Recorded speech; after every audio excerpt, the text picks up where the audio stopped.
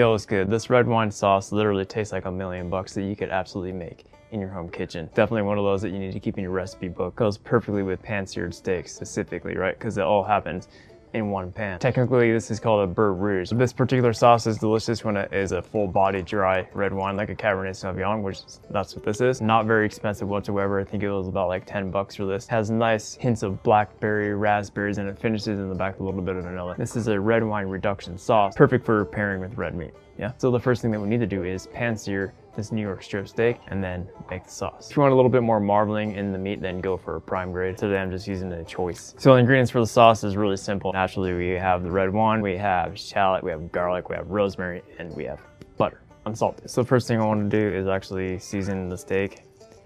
Salt on all sides. It's a thicker cut of meat, so I want to make sure to get all the sides on it. Room temperature steak too, by the way. Room temperature steak will give you the best sear, so highly recommended that you do that. And then you let the salt do its thing. Before we go to pan sear the steak, we're gonna pat it dry on all sides and then sear it off. So let that steak sit with that salt on it for a few minutes while we prep the ingredients. Grab one shallot, top and tail it. So the shallots, I just want to give them a fine mince because I want it to really break down and melt into the sauce. I'm just gonna end up using half that shallot. One garlic clove, take that root end off. Little things like that definitely make a huge difference.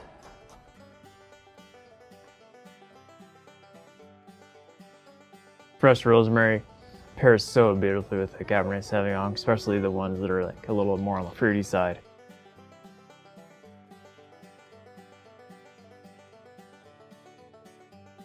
Chuck it in the same bowl as the garlic because they're gonna go in the sauce at the same time. So we have our mise en place all ready to rip. So like I said, this salt's gonna pull out a lot of moisture out of the steak. So we definitely wanna make sure to pat that thing dry. I wanna get a good, nice pan-seared crust on the steak. It's a very, very important step that you do not have any moisture on the steak. If you have moisture on it, it's gonna steam the meat rather than getting that nice, beautiful Maillard effect on it, yeah? So a hot pan, it's heated up over high heat until it's almost starting to smoke. It's right on that threshold of it starting to smoke. Cool thing about New York strips is they have a nice fat cap on them. Pretty good amount of marbling on it for a choice grade. If you want more marbling on it, buy yourself a prime. And then make sure it's center cut. Oil goes in the pan. You want it to smoke, and then sear that cap first. You want to hear that sizzle on that.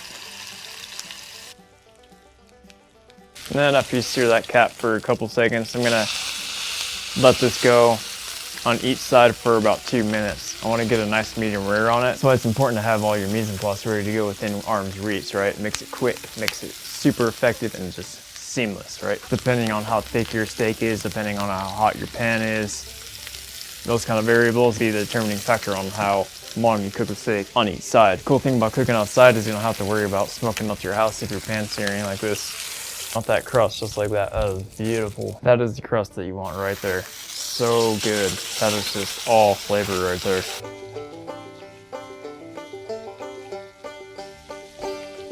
Steak's done. Going to turn that pan heat down to like a medium low now. You want this pan to cool off a little bit. You do not want to put shallot and garlic in a hot pan like that. A little bit more oil goes in the pan. Shallot. Then you can take it off the heat if it looks like it's getting too hot. You definitely want to salt the shallot now. You want it to pull out that sweetness that the shallot has. Throw a little bit of butter, garlic, and the rosemary. Once the rawness is cooked off the garlic, you can go in with a glass of red wine.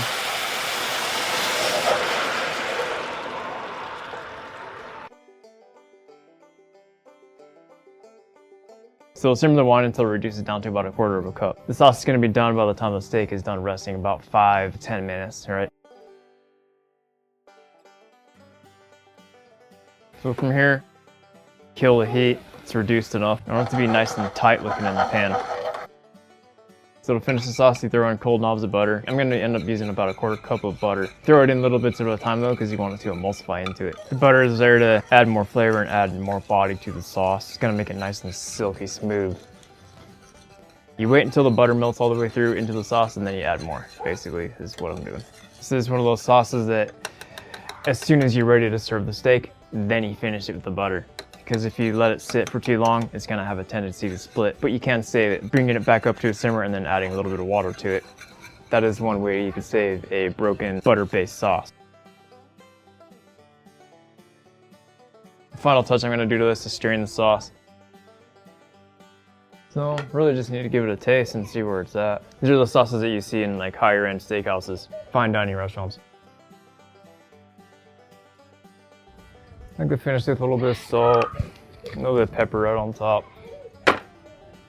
There you go. I love me a good pan-seared steak with a beautiful sauce to go with.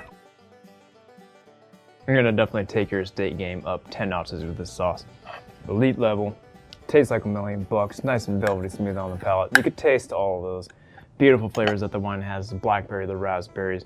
You can taste the rosemary that really plays well off all of those ingredients. Butter's there to add some nice velvety smoothness to the sauce and some body and flavor. This is a very simple sauce to make, right? I mean, there's nothing complicated whatsoever with it. It's just kind of knowing what to do, what the steps are, right, in order to execute properly.